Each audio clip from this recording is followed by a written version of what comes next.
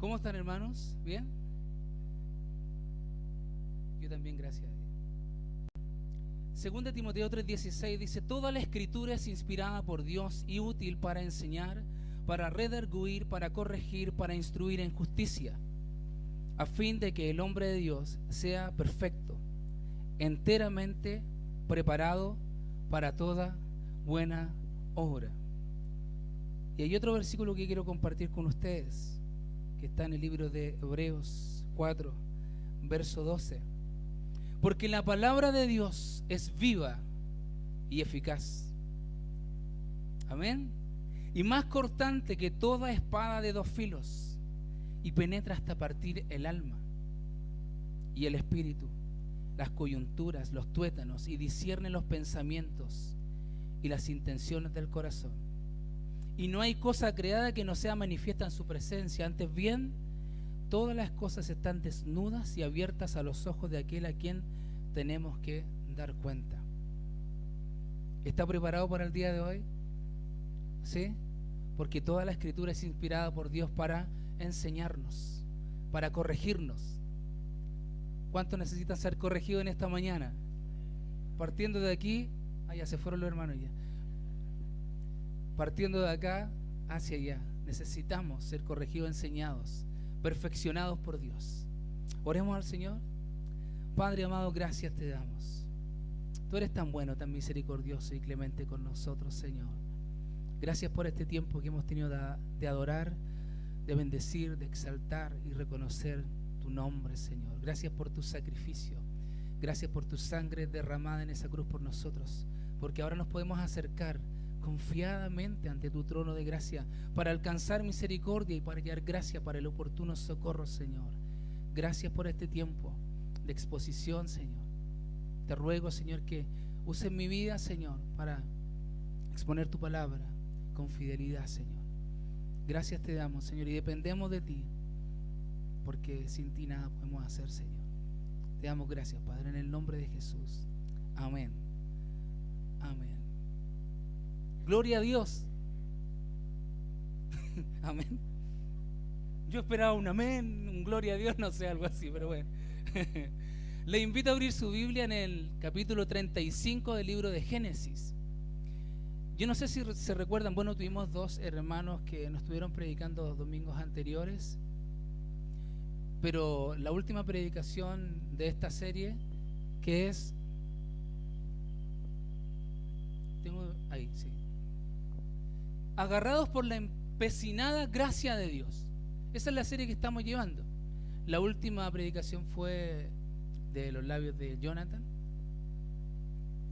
y hoy día me toca a mí.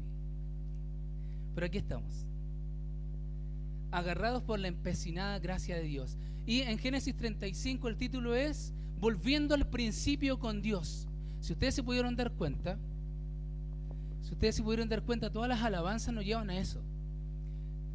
Nos llevaron a tomar conciencia de lo que Cristo hizo, de lo que Dios hizo, de su sangre derramada para que nosotros podamos tener comunión con Dios. Recuerden que todo parte con Él, no parte con nosotros. Nosotros estábamos muertos en delito y en pecado, pero Él nos dio vida a nosotros. Así que todo parte con Él. Amén. Están calladitos. Partamos entonces. Yo lo puse ahí para nuestra ayuda. Si alguien no tiene Biblia, como dicen por ahí, se puede acercar a algún cristiano. Ellos siempre andan con Biblia. Génesis capítulo 35, del verso 1, vamos a leer 29 versículos. Ayúdanos, Señor. Dice Milo, ayúdanos, Señor. Dijo Dios a Jacob: levántate y sube a Betel y quédate allí y haz allí un altar al Dios que se te apareció cuando huías de tu hermano Esaú. Entonces Jacob dijo a su familia y a todos los que con él estaban: quitad los dioses ajenos que hay entre vosotros, y limpiaos y mudad vuestros vestidos, y levantémonos y subamos a Betel, y haré allí altar al Dios que me respondió en el día de mi angustia, y ha estado conmigo en el camino que he andado. Así dieron a Jacob todos los dioses ajenos que había en poder de ellos, y los zarcillos que estaban en sus orejas, y Jacob los escondió debajo de una encina que estaba junto a Siquem. Y salieron, y el terror de Dios estuvo sobre las ciudades que había en sus alrededores, y no persiguieron a los hijos de Jacob. Y llegó Jacob a Luz, que está en tierra de Canaán, esta es Betel, él y todo el pueblo que con él estaba. Y edificó allí un altar y llamó al lugar el Betel, porque allí le había aparecido Dios cuando huía de su hermano. Entonces murió Débora, ama de Rebeca, y fue sepultada al pie de Betel, debajo de una encina, la cual fue llamada Alon Bakut. Apareció otra vez Dios a Jacob cuando había vuelto de Padán Aram, y le bendijo. Y le dijo Dios: tu nombre es Jacob, no se llamará más tu nombre Jacob, sino Israel será tu nombre, y llamó su nombre Israel. También le dijo Dios: yo soy el Dios omnipotente, crece y multiplícate. Una nación y conjunto de naciones procederán de ti, y reyes saldrán de tus lomos. La tierra que he dado a Abraham, a Isaac, la daré a ti y a tu descendencia después de ti daré la tierra. Y se fue de él Dios, del lugar de donde había hablado con él. Y Jacob erigió una señal en el lugar donde había hablado con él, una señal de piedra, y derramó sobre ella libación, y echó sobre ella aceite. Y llamó Jacob el nombre de aquel lugar donde Dios había hablado con él, Betel. Después partieron de Betel, y había aún como media legua de tierra para llegar a Éfrata, cuando dio a luz Raquel, y hubo trabajo en su parto. Y aconteció, como había trabajo en su parto, que le dijo la partera: no temas, que también tendrás este hijo. Aconteció que al salírsele el alma, pues murió, llamó su nombre Benoni, mas su padre lo llamó Benjamín. Así murió Raquel, y fue sepultada en el camino de Éfrata, la cual es Belén. Y levantó Jacob un pilar sobre su sepultura. Esta es la señal de la sepultura de Raquel hasta hoy. Y salió Israel y plantó su tienda más allá de Migdal Eder. Aconteció que cuando moraba Israel en aquella tierra, fue Rubén y durmió con Bila, la concubina de su padre, lo cual llegó a saber Israel. Ahora bien, los hijos de Israel fueron 12, los hijos de Lea, Rubén el primogénito de Jacob, Simeón, Leví, Judá, Isaacar y Zabulón. Los hijos de Raquel, José y Benjamín. Los hijos de Bila, sierva de Raquel, Dan y Neftalí. Los hijos de Silpa, sierva de Lea, Gad y Aser. Estos fueron los hijos de Jacob que le nacieron en Padán Aram. Después vino Jacob a Isaac, su padre, a Mamre, la ciudad de Arba, que es Hebrón, donde habitaron Abraham e Isaac. Y fueron los días de Isaac 180 años, y exhaló Isaac el espíritu y murió, y fue recogido a su pueblo, viejo y lleno de días, y lo sepultaron Esaú y Jacob y sus hijos. Bueno, ¿qué es lo que nosotros podemos ver acá? Bueno, hay harto que podemos hablar, pero tengo 30 minutos. No. Bueno, en el último sermón que nosotros vemos en el día de hoy es un llamado a Jacob. Y por eso el título. ¿Se acuerdan cuál era el título, no? Volviéndonos al principio con Dios. Eso es lo que Dios quiere, que volvamos con Dios. Si en algún momento del camino nos hemos apartado, Él quiere que volvamos nuevamente a tener comunión, a relacionarnos nuevamente con Él, a depender de Él, a confiar en Él. La semana anterior, nuestro hermano nos hablaba sobre los amuletos. Ahora, si tu confianza no está en Dios, en otra cosa está tu confianza. Si tu dependencia no está en Dios, de otra cosa tú dependes. Así que para que tomemos conciencia a dónde nos quiere llevar el Señor con esta enseñanza el día de hoy.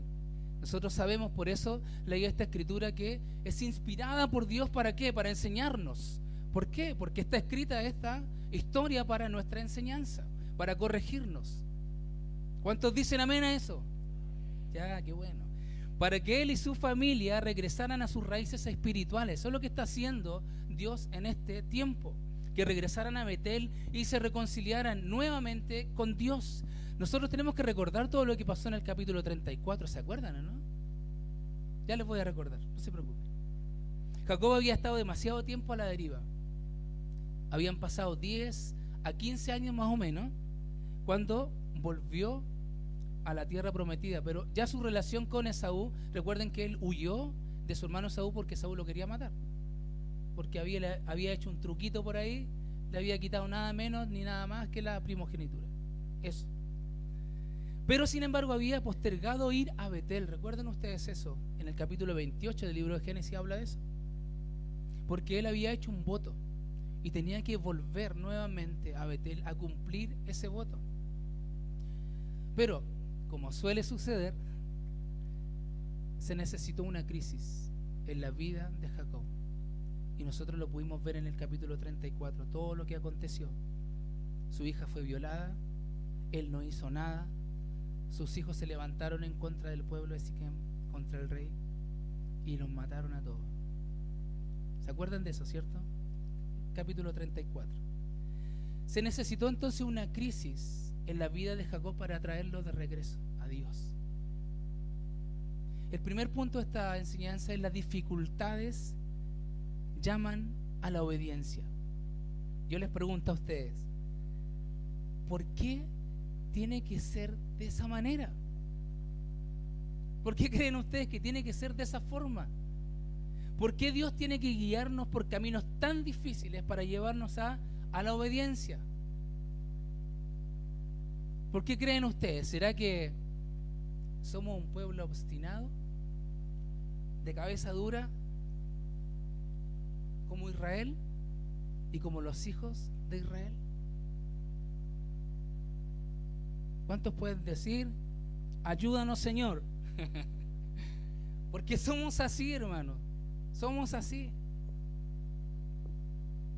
Dios tiene que permitir ciertas situaciones en nuestra vida para que nosotros volvamos a tener comunión con Él, a depender de Él. Pero bueno, vamos al texto. Yo puse ese mapa ahí, nos ayudó un poquito para imaginarnos dónde Él estaba y Dios dónde lo llama. Él estaba acá, en esta... Me falló el puntero, ahí está. Él estaba en Siquem. Recuerde que esto pasó aquí, en el capítulo 34. Y Dios se le aparece y lo llama, le dice: tienes que ir a Betel otra vez. Tienes que volver a tener relación conmigo, tienes que volver a la adoración, tienes que volver a tener comunión conmigo. Recuerden esto, todo parte con Él, todo parte con Dios. Entonces Dios le dice a Jacob: sube a Betel y quédate allí y haz un altar al Dios que se te apareció cuando huías de tu hermano Esaú. Bueno, el gran incidente de Siquem fue porque Jacob fue a Siquem. O sea, él no tenía que haber ido a ese lugar, pero sin embargo él fue a Siquem, donde se suponía que no debía estar, pero él estaba ahí. Recuerden que el capítulo 34 nos muestra a un Jacob, pero totalmente llevado por su carnalidad, nada más.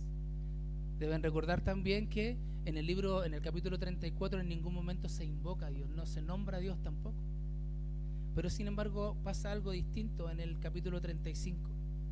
Se menciona a Dios una y otra vez, más de 10 veces. Parece que Dios quería algo con Jacob.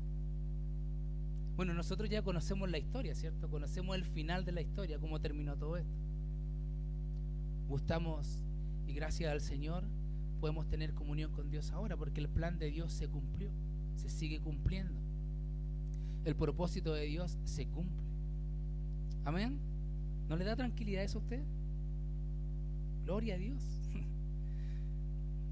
En el Génesis capítulo 31 dice: yo soy el Dios de Betel, donde tú ungiste la piedra y donde me hiciste un voto. Levántate ahora y sal de esta tierra y vuélvete a la tierra de tu nacimiento. Dios le está diciendo: ¿recuerdas, Jacob, que hiciste un voto conmigo? ¿Te comprometiste? ¿Recuerda que te convertiste a mí? ¿Que te volviste de tus caminos? ¿Se acuerdan ustedes que hicieron un compromiso con Dios? Yo ya 30 años por lo menos, el año 93, hice un compromiso con Dios. Yo no sé cuánto tiempo tú hiciste ese compromiso con Dios, pero Dios llama nuevamente a Jacob: Jacob, hiciste un voto conmigo, tienes que volverte.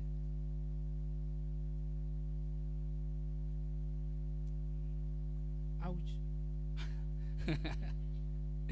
Y le dice, haz allí un altar, le dice. ¿Qué le está diciendo Dios a Jacob? Tienes que regresar, tienes que adorarme, tienes que humillarte, tienes que reconocer que yo soy Dios. Eso es lo que le está diciendo, y es lo que nos está diciendo Dios a nosotros en el día de hoy. Hermanos, Dios te dice, yo soy tu Dios. Yo soy tu Dios. El Dios de Jacob es nuestro Dios también, por si acaso.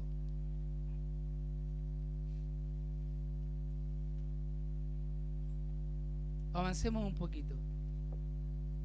Bueno, él levanta un altar, justamente. Va, tiene que volver y tiene que adorar a Dios. Del verso 2 al 4 dice, entonces Jacob dijo a su familia y a todos los que estaban con él, quitad los dioses ajenos que hay entre vosotros. Y yo remarqué algunas palabras que nos tienen que llamar la atención en el día de hoy. Dice, y limpiaos y mudad vuestros vestidos y levantémonos y subamos a Betel y haré allí al altar al Dios que me respondió en el día de mi angustia y ha estado conmigo en el camino que he andado. Así dieron a Jacob todos los dioses ajenos que había en poder de ellos y los zarcillos que estaban en sus orejas, y Jacob los escondió debajo de una encina que estaba junto a Siquem. Y el segundo punto de esta predicación es el llamado a la pureza. Si Dios nos llama, es por algo. Si Dios tocó tu corazón, es por algo. Si Dios puso fe en tu corazón, es por algo. Tiene un propósito, tiene un plan para tu vida. Recuerden cómo debe ser nuestra vida. Arrepentimiento y fe. Es un proceso de santificación constante. Porque usted y yo fallamos. Ya, gracias. Sí, fallamos. Constantemente. Al igual que Jacob. A lo mejor no tanto podrá decir usted, pero fallamos. Y pecamos delante de nuestro Señor. Quebrantamos la ley de Dios. Bueno, esto de quitar los dioses ajenos que están entre vosotros y limpiados. Recuerden ustedes, la familia de Jacob está bien después que Jacob está bien con Dios. Recuerden el capítulo 34. Jacob no invocó a Dios. Por ende, su familia tampoco, ni sus hijos tampoco. No hubo disciplina, no hubo corrección, no hubo un llamado de atención. Ustedes han fallado delante de Dios. Entonces, ¿qué es lo que podemos ver como principio acá? Que lo que podemos ver es que cuando Jacob, Dios lo llama para que Jacob vuelva, la familia también vuelve. Cuando nosotros, los padres de familia, madres, responsables del hogar, nos volvemos al Señor, nuestra familia también se vuelve al Señor. Debiera ser así, ¿cierto? Hemos estado hablando ya hartas semanas, vamos en la lección 11 con respecto a la adoración familiar. Volver al culto familiar, volver a un tiempo de adoración, de estudiar la palabra, de leer la palabra junto a nuestros hijos. Estar ahí constante, permanente, en la búsqueda. Porque estamos viviendo tiempos difíciles. Es cosa de mirar para afuera nomás, cómo está todo. Bueno, dice ahí que ellos tuvieron que despojarse. Los hijos de Jacob conservaron dioses extraños, recuerden eso. ¿Por qué? Porque su madre lo hizo. Recuerden que ella escondió los ídolos y se los llevó. Raquel se aferró a los ídolos del hogar de su padre, de Labán. Esto sale en el capítulo 31 de Génesis. Entonces, mira, aquí también tenemos un principio para nosotros. No importa cuánto nos esforcemos por enseñar a nuestros hijos una conducta piadosa, ellos continuarán haciendo lo que usted hace. No son nuestras palabras, son nuestros hechos. Lo que usted hace, ellos van a hacer. Su mamá llevó los ídolos, entonces, ¿qué es lo que pasó? Idolatría también. Entonces, cuando Dios los llama, le dice, ustedes tienen que despojarse de todo eso. Yo puse algunas escrituras acá Y puse soberanía de Dios versus responsabilidad del hombre, porque si fuera por Dios, usted y yo, mire, no tendríamos ningún problema, porque Dios es todopoderoso y puede mudarnos y cambiarnos y transformarnos y darnos una vida nueva, y no tenemos problemas con el pecado ni con nuestra naturaleza pecaminosa, no tendríamos ningún problema. Pero sin embargo, tenemos una responsabilidad. Dice ahí en Efesios 4, 22 al 24, en cuanto a la pasada manera de vivir, despojaos. Y nuevamente subrayé estas palabras: despojaos del viejo hombre que está viciado conforme a los deseos engañosos, y renovaos en el espíritu de vuestra mente, y vestidos del nuevo hombre creado según Dios en la justicia y santidad de la verdad. Entonces nuestra responsabilidad, hermanos, de despojarnos, porque ahora somos hechura suya, criados en Cristo Jesús para buenas obras, las cuales Dios preparó de antemano para que nosotros andemos en ellas. Colosenses 3 del 5 al 10 dice: haced morir pues lo terrenal en vosotros, fornicación, impureza, pasiones desordenadas, malos deseos y avaricia, que es idolatría, cosas por las cuales la ira de Dios viene sobre los hijos de desobediencia, en las cuales vosotros también anduvisteis en otro tiempo cuando vivíais en ellas. Pero ahora, en Cristo, afírmense, dejad también vosotros todas estas cosas: ira, enojo, malicia, blasfemia, palabras deshonestas de vuestra boca. No mintáis los unos a los otros, habiéndoos, ¿qué cosa?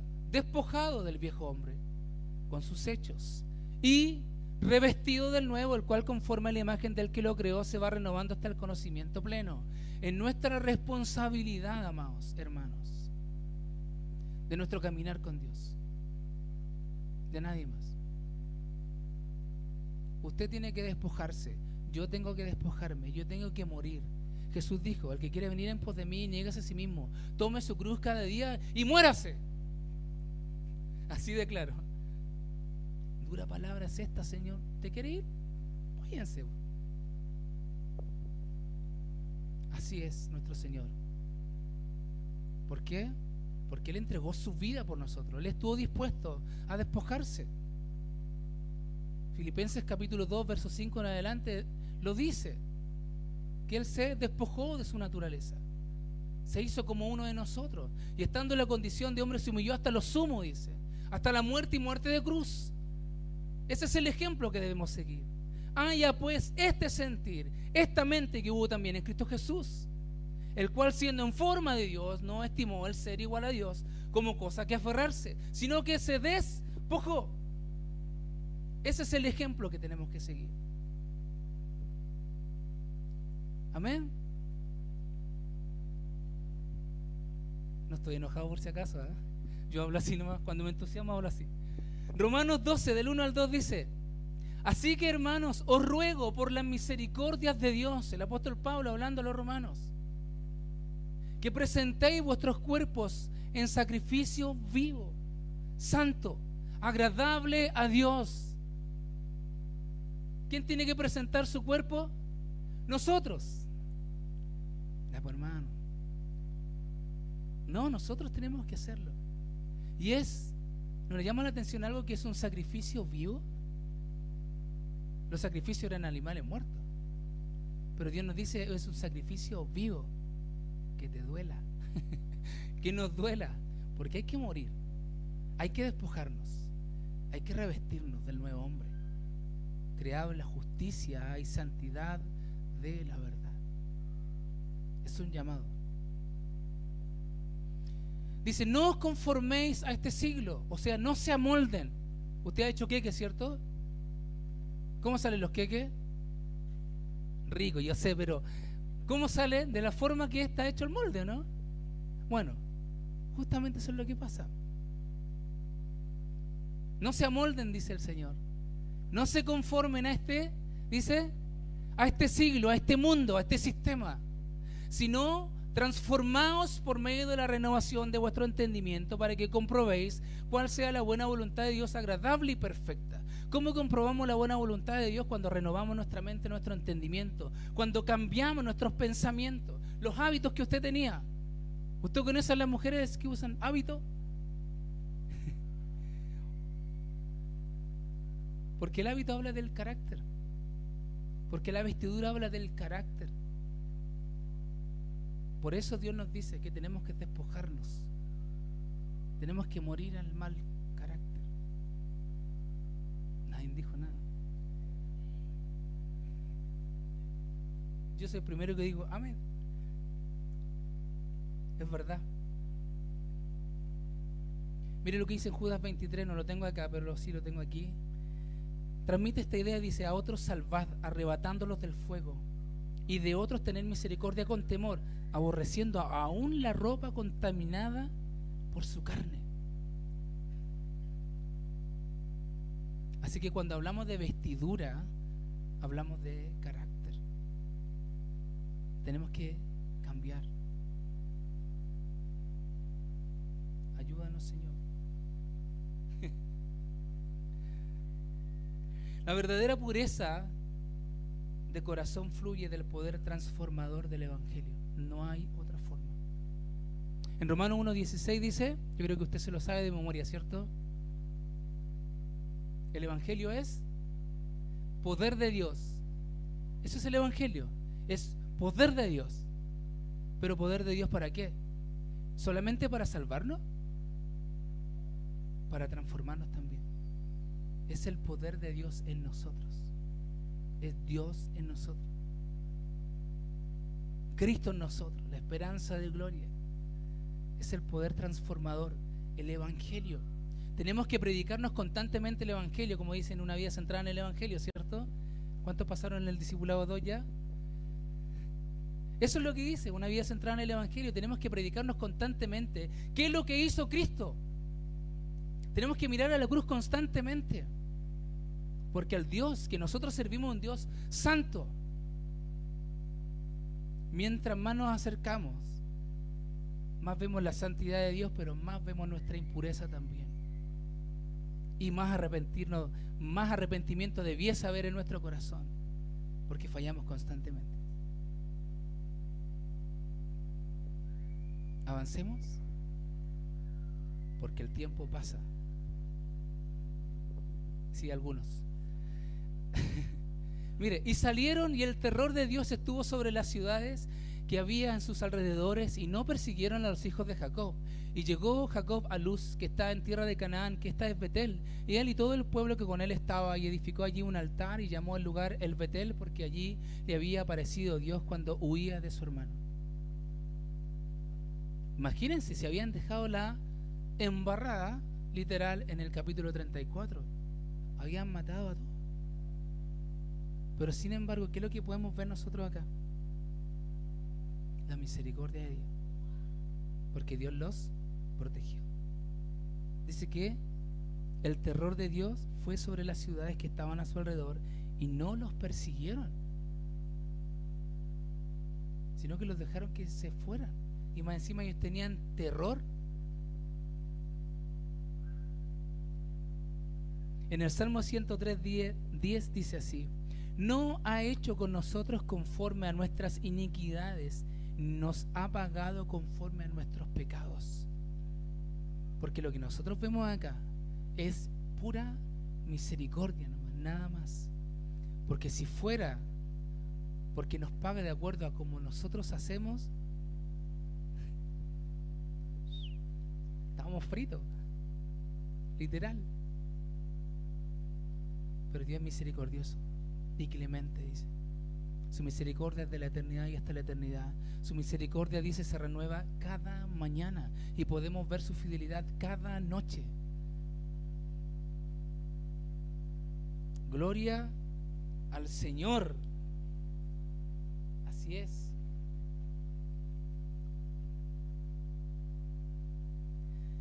Y vamos al tercer punto. La vida después del arrepentimiento. Vayan viendo ustedes el proceso.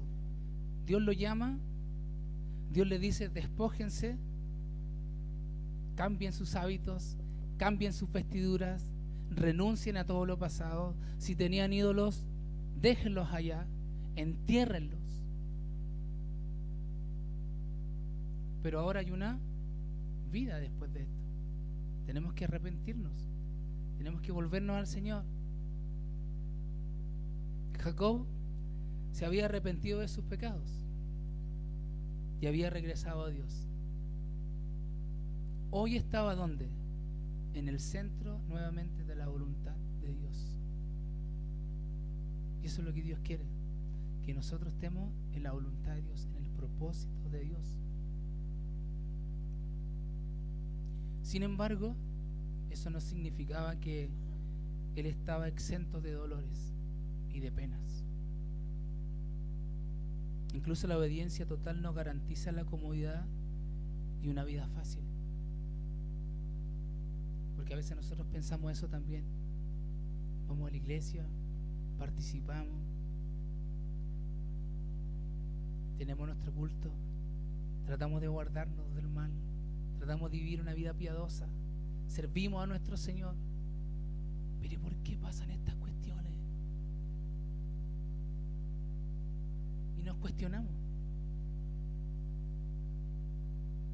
¿Por qué tiene que ser tan difícil? Bueno, la palabra nos explica eso. Hay algunos que predican un evangelio de éxito. Ven a Cristo y se acabarán tus problemas. No es así. No es así. Es más complejo.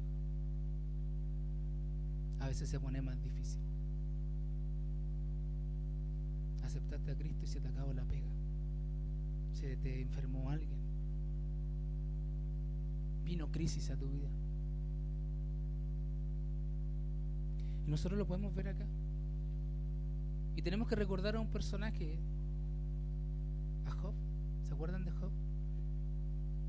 Dice, hubo en tierra de Uz un varón llamado Job, y era este hombre perfecto y recto, temeroso de Dios y apartado del mal. Pero ustedes conocen la historia de Job, qué es lo que pasó con él. Así que no crean. Pero mire, lo bueno de todo esto es que Dios está con nosotros, hermano. ¿Qué mejor? El poder de Dios está con nosotros. La gracia de Dios, la misericordia de Dios. Dios nos alienta. Avancemos. Yo puse esa imagen ahí para que nos demos cuenta un poquito que el Señor nos guarda aún en medio de la debilidad. Él es escudo alrededor nuestro. Él es nuestra gloria. Él es quien levanta nuestra cabeza. Estamos guardados, independiente de las circunstancias. Estamos en el Señor. Y me gustó mucho esa imagen. Mire esa hojita en esa mano. Estamos en el hueco de su mano. La Escritura dice, por detrás y por delante me rodeaste y sobre mí pusiste tu mano. Estamos guardados, protegidos por Dios. Eso no significa que no vayan a pasar cosas.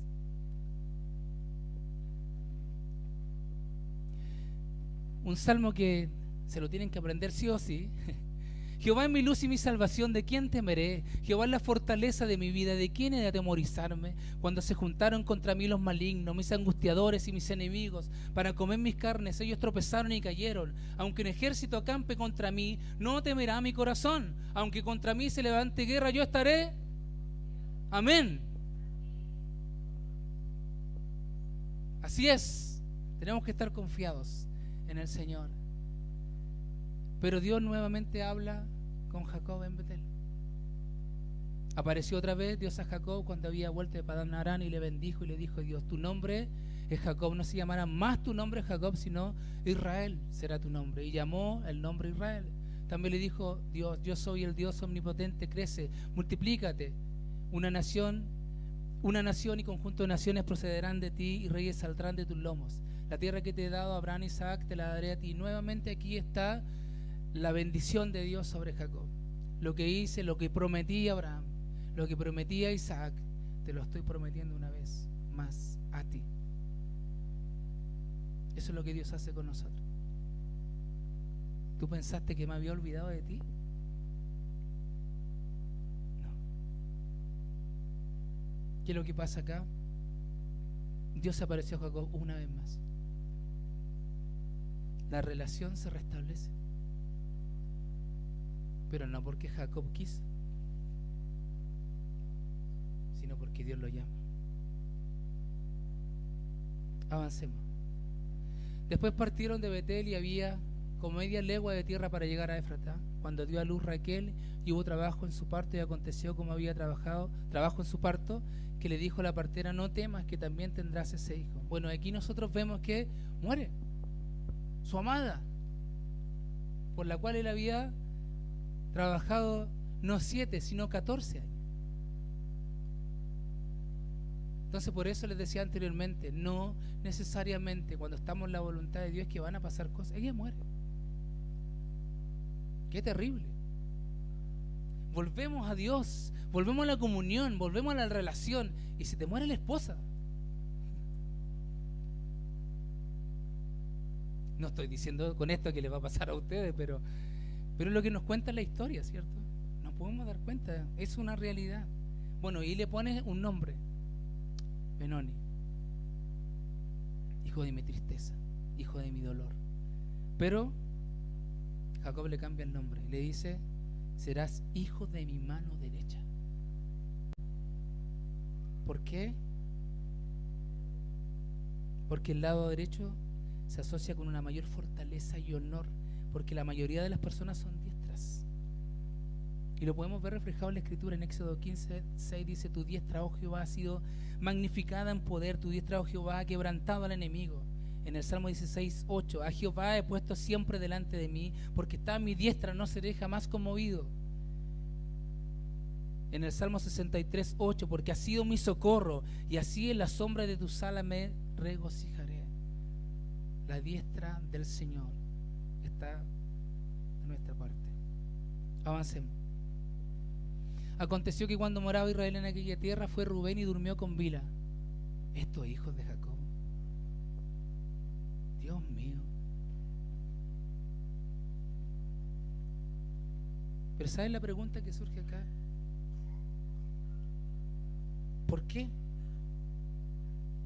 Bueno, las consecuencias del pecado, hermano. La consecuencia de tener una familia disfuncional. Las consecuencias de no vivir conforme a la voluntad de Dios, en obediencia al Señor.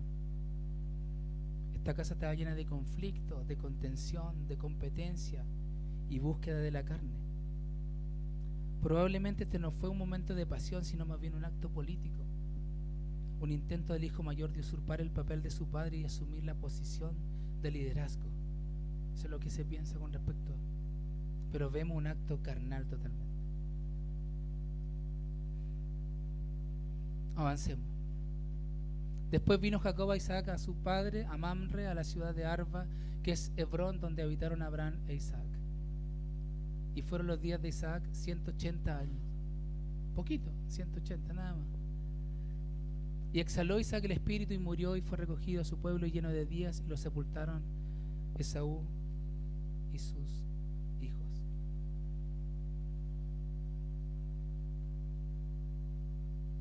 ¿Qué es lo que podemos ver nosotros para concluir con esto?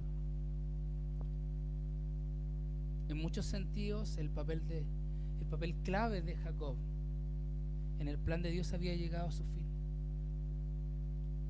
Con la muerte de Isaac terminamos la historia del periodo patriarcal y llegamos al comienzo de la historia de Israel propiamente dicha.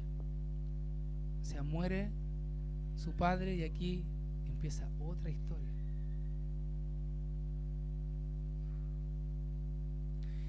La aparición de Dios a Jacob en Betel marca el final de la revelación a los patriarcas. Dios no se revelará directamente al hombre nuevamente hasta que se encuentra con Moisés. Sin embargo, eso no significa que Dios no esté activo, porque Dios interviene y Dios prevalece.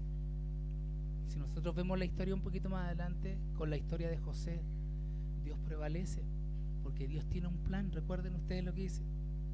Ahora, ¿qué clase de futuro podemos esperar para los hijos de Israel basándonos en todo lo que nosotros hemos visto?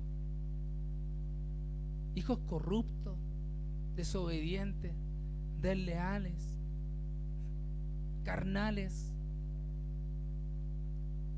Parece que esto no ha tenido un comienzo muy auspicioso para Israel.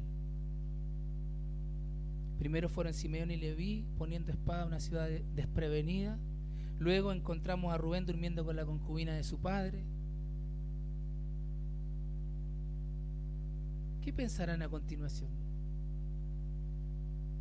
Que al vender a su hermano favorito, Judá acostándose con su nuera, habiéndola confundido con una prostituta.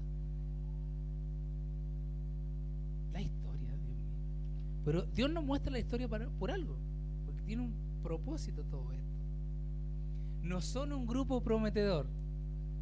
¿Cuántos quieren ser los hijos de Israel? No, nadie, ¿cierto? ¿Qué nación tuvo alguna vez una impresión menos positiva de sus antepasados que Israel? Ellos son, verdad, los hijos de Jacob. Pero ese es el punto, hermano. Porque Dios nos muestra esta realidad por algo. Dios puede tomar personas como estas y usarlas para hacer su voluntad, tal cual nos hizo con nosotros. Porque a nosotros no nos encontró en una iglesia adorando a Dios. Estábamos muertos en delitos y en pecados, dice la Escritura.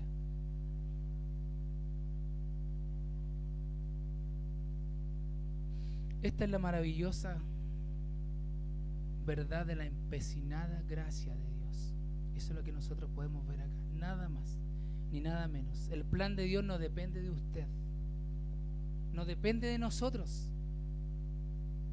Él es capaz de lograr sus propósitos, incluso con los individuos más defectuosos.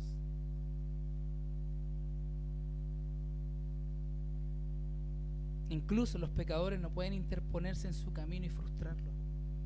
Recuerden ustedes que Cristo fue a la cruz porque lo rechazaron, porque lo juzgaron y lo clavaron en esa cruz por nosotros. Los gentiles se aliaron contra él, pero tenía que pasar. La obra de redención de Dios fue cumplida. La vida perfecta de Cristo fue ofrecida como sacrificio aceptable a Dios en nuestro lugar. Por ese acto somos salvos. Jacob y todos sus hijos espirituales son redimidos por la gracia soberana e implacable. Dios los usó a ellos. No son un muy buen ejemplo, pero es el plan de Dios. Y el plan de Dios se va a cumplir. Sí o sí. ¿Estás desanimado por alguna situación? ¿Por algún problema? ¿Estás abatido por el pecado en tu corazón? Lo único que te puedo decir: vuelve al Señor. Porque Dios tiene un plan y su plan se va a cumplir. Y tú podrías decir: sí, pero es que es justamente por eso, porque Dios quiere hacer un cambio, porque Dios quiere glorificarse en tu vida y a través de tu vida, porque otros necesitan conocer a Cristo, necesitan conocer el Evangelio, y va a ser a través de ustedes, de mi vida. Pero tenemos que despojarnos, tenemos que renovar nuestra mente, dejar de pensar como éramos antes y como somos ahora. Vuelve a la casa de Dios, vuelve a Betel. Yo escribí uno, con esto termino, ahora sí que termino de verdad. En Colosenses 3 dice: si pues habéis resucitado con Cristo, buscad las cosas de arriba donde está Cristo, sentado a la diestra de Dios. ¿Cuántos resucitados hay acá? Bueno, tenemos que buscar las cosas de arriba. Nuestro afecto en las cosas de arriba. El propósito de Dios, ¿sabe cuál era para Israel? Era hacer luz a las naciones. Ese era el propósito de Dios para Israel. Se equivocaron tantas veces. Y Dios nos dice a nosotros en el Sermón del Monte que somos luz y que somos sal. Y la luz no es para esconderla debajo de un almud debajo de una caja, es para ponerla en un lugar alto. Eso habla de tu testimonio exterior, lo que va a ver la gente.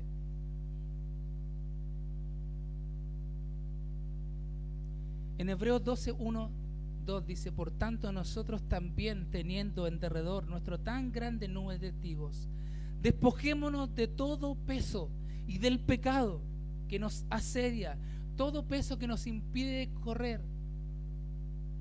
puesto los ojos en Jesús, el autor y el consumador de nuestra fe. Puse esta imagen al final, yo sé que no se ve muy bien, pero miren, ahí está Jacob.